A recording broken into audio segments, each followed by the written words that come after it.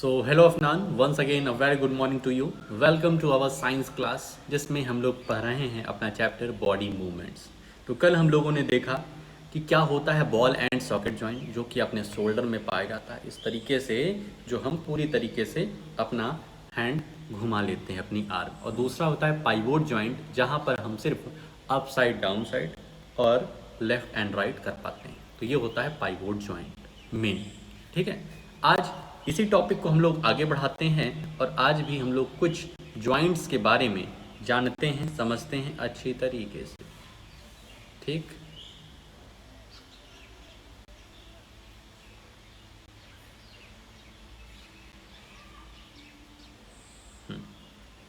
आज आते हैं अपनी पीपीटी पर और देखते हैं आज हमें यहाँ पर क्या कवर करना है। तो व्हाट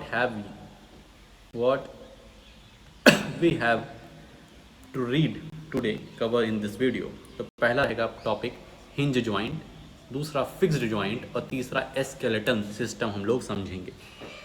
अपने शरीर का जो कंकाल तंत्र होता है उसको समझेंगे। ठीक, तो 3 टॉपिक हमें कवर करने हैं। फुल कंसंट्रेशन के साथ भाई साहब रहिए, जिससे कि आप समझ सकिए कि कहाँ कहाँ पर कौन सा जॉइंट पाया जाता है। ठीक है, तो पाइवोट जॉइंट अपने नेक में और बॉल एंड सॉकेट जॉइंट अपने शोल्डर और हिप जॉइंट पर पाया जाता है। आज आते हैं hinge joint. Open and close a door a few times. कह रहे हैं कि अपना जो डोर है उसको ओपन करो, क्लोज करो, ओपन करो, क्लोज करो कुछ समय के लिए। Observe the hinges of the door carefully. जो लोहे का एक हिंज लगा रहता है उसमें, जो अपने डोर को घुमाने का काम करता है, उसको हिंजेस कहते हैं। They allow the door to move back and forth. और यही जो हिंज होते हैं, यही हमारे डोर को बैक एंड फोर्थ मूव करने का क्या करते हैं, अलाउ करते हैं। ठीक है, यहाँ तुम्हारी एक्टिविटी है, कुछ खास एक्टिविटी नहीं है, इसको पढ़ लेना, अच्छे से समझ लेना।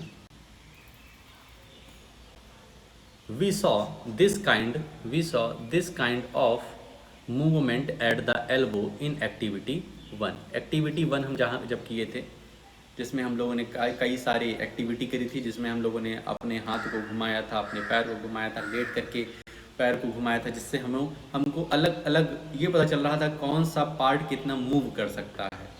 ठीक है, कौन सा पार्ट हाफ मूव कर सकता है, कौन सा पार्ट फुल्ली मूव कर सकता है, कौन सा पार्ट बिल्कुल भी नहीं मूव कर सकता है। तो जब हम लोग एल्बो देखे थे, तो एल्बो जो है ये बैक एंड फोर्थ मूवमेंट करता है। मतलब इस तरीके से आगे की तरफ मुड़ जाएगा और यहाँ तक आ जाएगा, ऐसे। तो ये कुछ हमारे डोर की तरीके से दिख रहा है ना, बंद हो गया, दरवाजा खुल गया। ठीक है, समझ रहे हो। तो ये वाला जो एल्बो का जॉइंट जो होता है, यहाँ पर क्या होता है, हिंज जॉइंट होता है। जो हमारी नी के पास जॉइंट होता है, उसको भी देखोगे तो एल्बो की तरीके से ही है, तो वो भी क्या है, एक प्रकार से क्या है, हिंज जॉइंट है।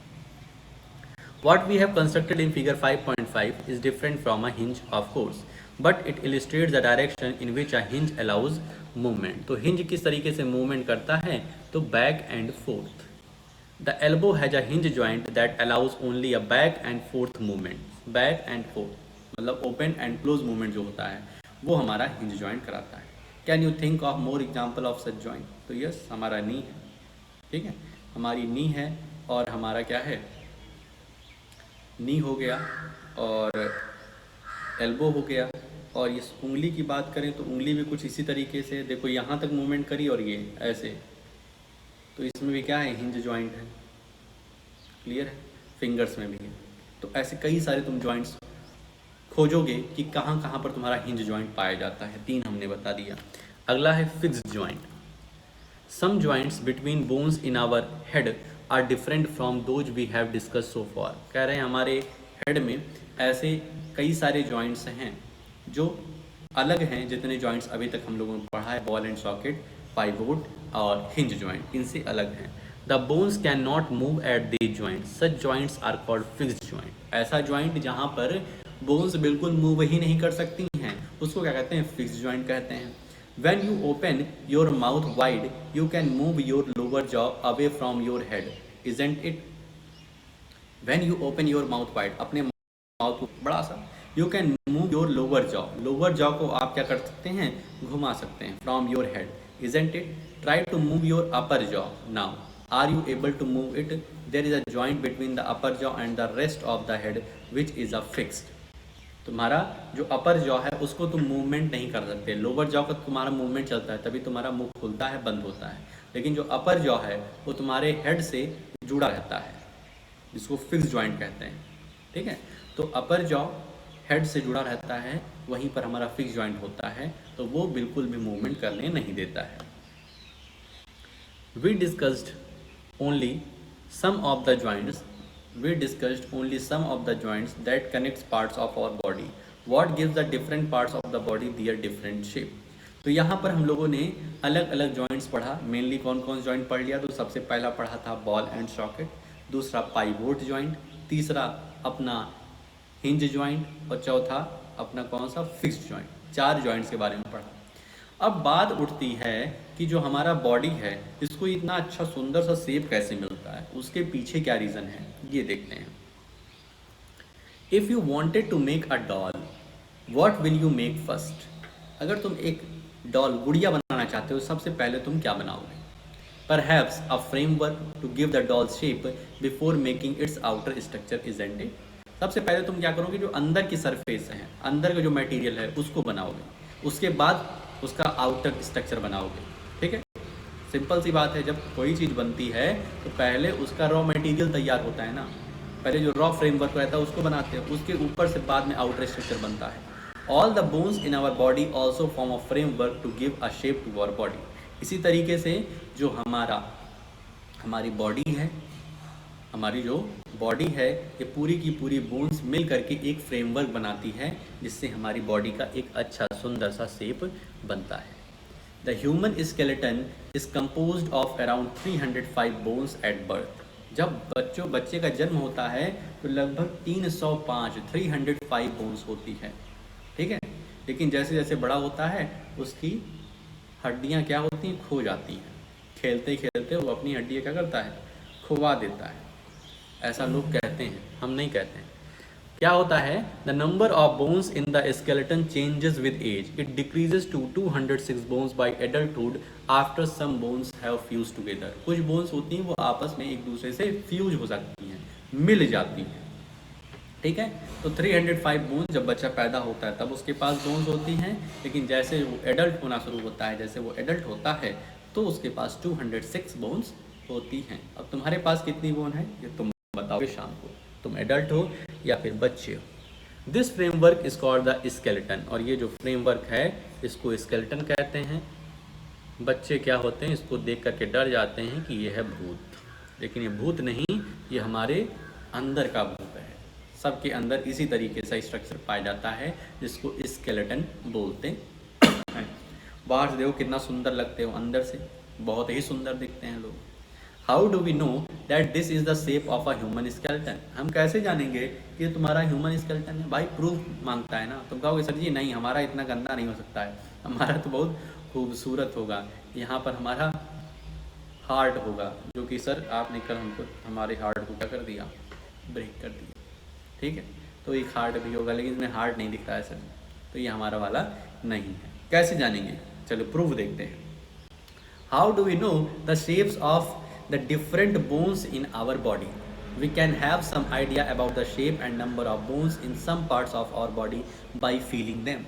हम फील कर सकते हैं अपनी बोन्स को, हम अपनी बोन्स को फील कर सकते हैं। One way we should know this shape better would be to look at X-ray images of the human body. देखो जब हाथ पैर टूट जाता है, कहीं पे कुछ फ्रैक्चर हो जाता है तो एक्सरे कराते हैं ना, तो एक्सरे में इस तरीके का स्ट्रक्चर आता है। ठीक है, did you or anyone in your family ever have an x-ray of any report any part of your body taken? तो होगा तुम्हारे परिवार में कभी ना कभी किसी ना किसी का फ्रैक्चर हुआ होगा, तब एक्सरे रिपोर्ट देखे होंगे। तो एक्सरे रिपोर्ट में कुछ इस तरीके से हड्डियाँ दिखाई देती हैं। Sometimes when we are hurt or have an accident, doctors use these X-ray images to find out about any possible injuries that might have happened to the bones. The X-ray shows the shapes of the bones in our body. Doctors क्या करते हैं? इसी x ray report की जो images रहती है, इसी को देख करके ये जानते हैं, समझते हैं, एक्सप्लेनेशन बनाते हैं कि कि आखिर कहाँ पर इंजरी हुई है, ये इंजरी कैसे ठीक होगी। Feel the bones, feel the bones in your four arm, upper arm, lower leg and upper leg. Four arm, upper arm, lower leg, upper leg, इसमें बोन्स को फील करो। तो यदि तुम थोड़ा सा प्रेस करोगे तो तुम्हें कुछ हार्ड सरफेस सा दिखाई देगा, ठीक है। और यदि कोई पतला है तो उसका दबाओगे तो और अच्छे से दिखाई देगा। Try to find the number of bones in each part. हर एक पार्ट में नंबर ऑफ बोन्स को पहचानो। ये सब चीज़ें हम लोग पहले पढ़ चुके हैं, ठीक है। जिसमें हम लोगों ने फीमर पढ़ा था, उलना बोन पढ़ा था, ठीक है। ऐसे बोन्स पढ़े थे हम लोग कि हमारे ये जो फोर आर्म होता है इसमें डबल बोन होती है, यहाँ सिंगल बोन होती है, तो इसका क्या क्या नाम है। इस तरीके से पैर में भी होती है, ठीक। Similarly feel the bones of your ankle and knee joints and compare these with the x-ray images. तो देखो एक्सरे इमेजेस ये सामने से आई है और ये साइड से फ़ोटो ली गई है। देखो कंपेयर करो कि क्या इसी तरीके सा स्ट्रक्चर तुम्हारे पास भी है कि कुछ अलग है। Bend your fingers, bend your fingers, are you able to bend them at every point. तो अपने फिंगर्स को देखोगे तो इसको एक यहाँ से बेंड कर सकते हो। इसका मतलब एक बोन यहाँ पर अलग से है, फिर यहाँ से भी बेंड हो जाता है, इसका मतलब एक बोन यहाँ पर भी है, फिर यहाँ से भी और फिर यहाँ से। तो यहाँ पर तुम्हारी चार बोन्स होती हैं, ठीक है। हर एक फिंगर में चार bones. Feel the back of your palm, it seems to have many bones, isn't it. ये तुम्हारे पाम हथेली ये है, इसके बैक में यहाँ पर तुम टच करोगे तुमको कई सारी बोन्स ऐसा लगेगा कि है, ठीक है। कई सारी बोन्स तुम्हें दिखाई देगी, फील होगी। इज़ योर रिस्ट फ्लेक्सिबल, क्या तुम्हारी रिस्ट जो है वो फ्लेक्सिबल है। It is made up of several small bones called carpals. और ये जो हमारी रिस्ट है इसमें बहुत सारी छोटी छोटी बोन्स होती हैं जिनको कार्पल्स कहा जाता है। What will happen if it has only one bone, अगर तुम्हारे हाथ में सिर्फ एक बोन होगी तब क्या होगा। तो ये जितना भी मूवमेंट हम लोग कर पाते हैं, अंगूठा हिला पा रहे हैं, उंगली ये सब कर पा रहे हैं, ये हम नहीं कर पाएंगे। एकदम सिंपल ऐसे रहेगा, ठीक। ऐसे ही तुम्हारा हाथ रहेगा, कुछ काम नहीं हो पाएगा। Activity 4, take a deep breath and hold it for a little while. एक लंबी सी सांस लो और उसको होल्ड कर लो। Feel your chest bones and the back bone by gently pressing the middle of the chest and back at the same time. तो कह रहे हैं कि middle of the chest, front side और बैक साइड दोनों तरफ क्या करो, दोनों तरफ प्रेस करके फील करो कि क्या फील हो रहा है। कुछ तुम्हें समझ में आ रहा है। काउंट एज मेनी रिब्स, जो हमारे बोन्स, चेस्ट की बोन्स होती हैं इसको रिब्स कहते हैं। इसको काउंट करो जितना तुम कर सकते हो। ऑब्जर्व फिगर 5.10 केयरफुली, ये फिगर है रिब केज का। And compare with what you feel of the chest bone. तो जो तुम फील कर रहे होगे, यहाँ पे हम तुमको प्रूफ दे रहे हैं, जो तुम फील कर रहे होगे वही स्ट्रक्चर यहाँ पर बना हुआ है। We see that the ribs are curiously bend. जो रिब्स हैं ये बेंड रहते हैं, एक पिंजरे जैसा स्ट्रक्चर बनाते हैं। They join the chest bone and the back bone together to form a box, this is called the rib cage. ये आगे से चेस्ट बोन से जुड़े होते हैं, ठीक है।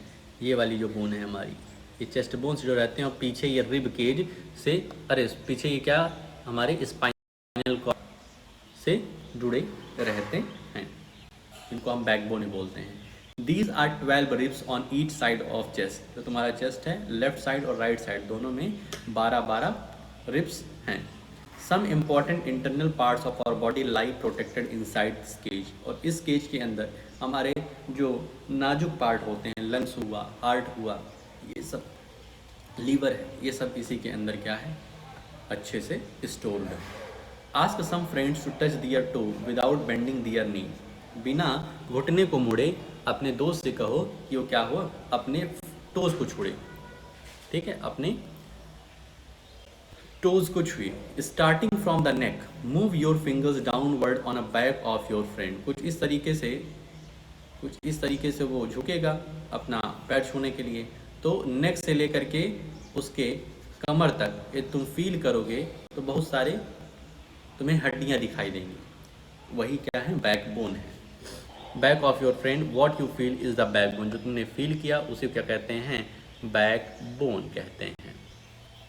It is made up of many small bones called vertebrae, और ये जो छोटे छोटे बोन्स हैं इन्हें क्या कहते हैं, वर्टिब्रे कहते हैं।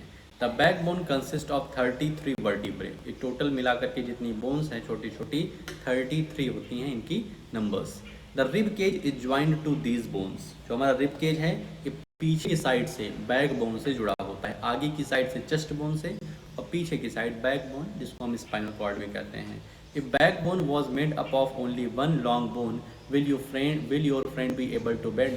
ये जो बोन्स है यदि ये सिंगल से बनी होती, सिंगल बोन से, जो मल्टीपल बोन्स हैं, अगर ये ना होता तो तुम्हारा जो फ्रेंड है वो क्या बेंड हो पाता, बिल्कुल ना होता। बेंड होने की बहुत कोशिश करता तो उसकी वो हड्डी ही टूट जाती।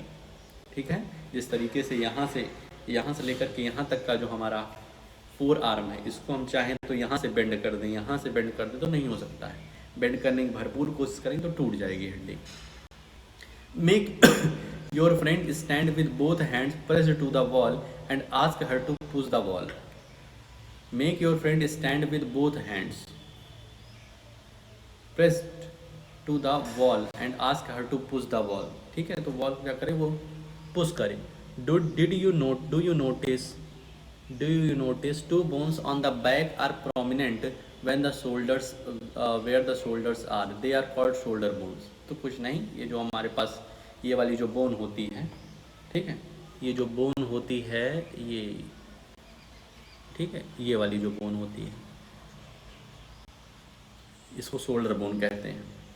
ठीक है, और इधर भी एक तो इस तरीके से होगी, मतलब जो हमारे अपर आर्म से जुड़ी हुई बोन रहती है उसी को हम लोग शोल्डर बोन कहते हैं। ये सब क्या कर रही हैं, हमारे शरीर को एक स्ट्रक्चर प्रोवाइड करा रही हैं। ऑब्जर्व फिगर 5.13, ये देखो, ये तुम्हारी पेल्विक बोन है। ठीक है, ऐसा लगता है कि यहाँ पर एक चेहरा बना हुआ है, ये 2 आँख हैं उसकी और ऐसे देख रहा है हमें।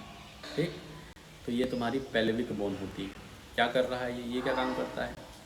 This structure is made of pelvic bones, they enclose the portion of your body below the stomach। Stomach के नीचे वाला जो पार्ट रहता है वो ये है pelvic bone। This is the part you sit on, तुम बैठे हो तो जिस पर बैठे हुए ये वही है, तशरीफ है भाई साहब ये। ठीक है, तो ये बोन हमारी स्टोमक के बिलो होती है और जिस पर तुम बैठते हो वही क्या है, वही की ये बोन है। The skull is made up of many bones. अब स्कल की बात करते हैं, देखो सबकी बात कर ली हम लोग, स्कल की बात अब करते हैं। The skull is made up of many bones joint together, it encloses and protects a very important part of the body, the brain. Brain बहुत इंपॉर्टेंट है, जो जिसको बीच बीच में तुम और भाई साहब फ्रिज में रख देते हो, गर्मी बहुत पड़ती है तो फ्रिज में रख देते हो, कुछ देर ठंडा हो जाए। ठीक है, और बिना ब्रेन को लिए क्लास करना शुरू कर देते हो, तो करते हो ऐसा कभी कभी।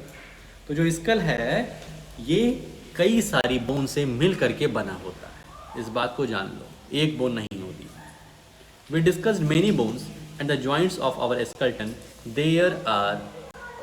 There are some additional part of the skeleton that are not as hard as the bones and which can be bent, these are called cartilage. तो बोन्स तो हम लोगों ने पढ़ लिया, स्केलेटन का एक इंपॉर्टेंट पार्ट होता है बोन्स, तो बोन्स को हम लोगों ने देख लिया, कई सारे पार्ट में हैं। इसके अलावा कार्टिलेज भी होता है। कार्टिलेज क्या होता है, स्केलेटन सिस्टम का एक ऐसा पार्ट जो कि सॉफ्ट होता है, वो अच्छी तरीके से बेंट हो जाता है, तो उसको हम कहते हैं कार्टिलेज। अब कार्टिलेज कहाँ पाया जाएगा ये देखते हैं। फील योर ईयर है तुम्हारे पास, फील करो इसको। Do you find any hard bony parts that can be bent, क्या तुम्हें कुछ बोनी पार्ट्स, कुछ हार्ड सरफेस लगा जिसको तुम अच्छे से बेंड कर सकते हो। ये अपर वाला पार्ट, इसको अच्छे देखो बेंड कर दे रहे हैं, घुमा दे रहे हैं। सर लोग जो टीचर लोग होते हैं इसे पकड़ के पराठा बना देते हैं भाई साहब। ठीक है, there do not seem to be any bones here isn't it, यहाँ बोन नहीं है। बोन तो भाई साहब, बोन जो होती है वो मुड़ती नहीं है। Do you notice anything different between the ear lobe and the portion above it as you press them between your fingers.